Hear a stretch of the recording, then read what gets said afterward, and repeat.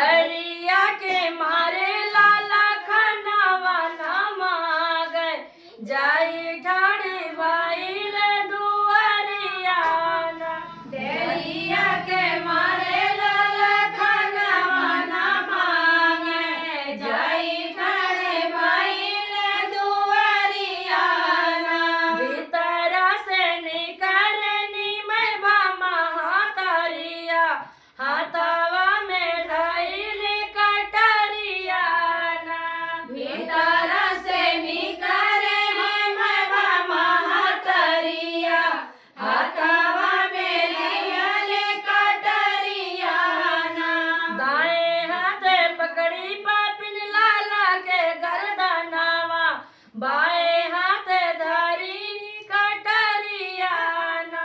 दाएं हाथे पकड़ी पापिन लाला के गर्दनावा बाएं हाथे पकड़ी कटरियाना। दाएं हाथे पकड़ी पापी लाला के गर्दनावा बाएं हाथे काटी गर्दनावा ना। दाएं हाथे पकड़ी पापी लाला के गर्दनावा बाएं हाथे पकड़ी कटरियाना। आदि दैया पापी ने भोजन बनावे मुड़वा छुपाए भूसा भुलावाना। आदि दैया पापी भोजन बनावे मुड़वा छुपाए भूसा भुलावाना। आदि दैया पापी निज भोजन बनावे मुड़वा छुपाए भूसा भुलावाना। आदि दैया पापी ने भोजन बनावे मुड़वा छुपाए भूसा भुलावाना। कई के नौकरिया राजा घरा के लाउटले पूछै लागे लाला कई खबरियाना। आई के नौकरिया राजा घर के लवटले पूछे लगे लाला के खबरियाना। हमर लाला नारानी कहवा पे गईले देखे खातिर तड़पै मोर परनवाना। हमारा लाला नवा कहावा के गईले देखे खातिर तड़पै परनवाना। हमर लाला नारानी कहवा पे गईले देखे खातिर तड़पै मोर परनवाना।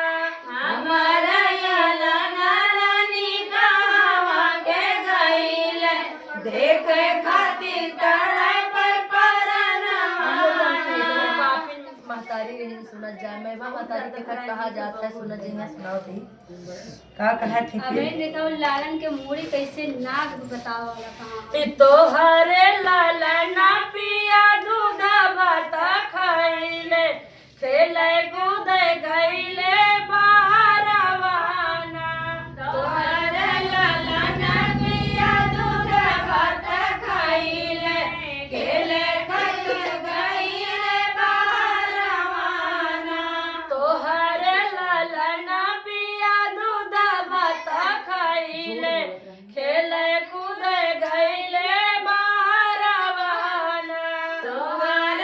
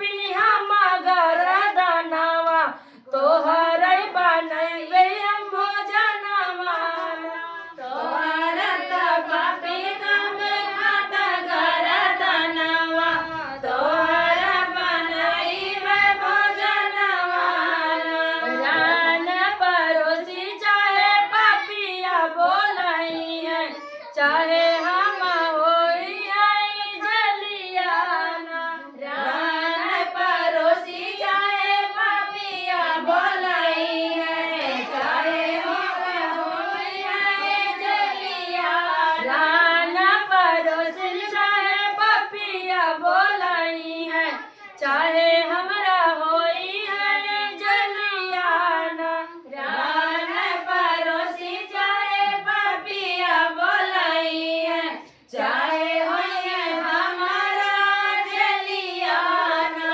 आखिरी समय पे धना राजा के बोलावे राजा से मांगई बचनियाना आखिरी समय राजा के बोलावे राजा से मांगे बचनियाना हमारे मारे पे राजा दूसर जन ले आया ललना के होई दूर गतियाना हमारे मारे पे राजा दूसर नहीं लाया ललना के होए दूर गतियाना हमारे मारे पे राजा दूसर न ले आया लाले रानी मोरी बारी धनियाना हमारे मारे पे राजा दूसर नहीं लाया कहे रही मोरी बारी धनियाना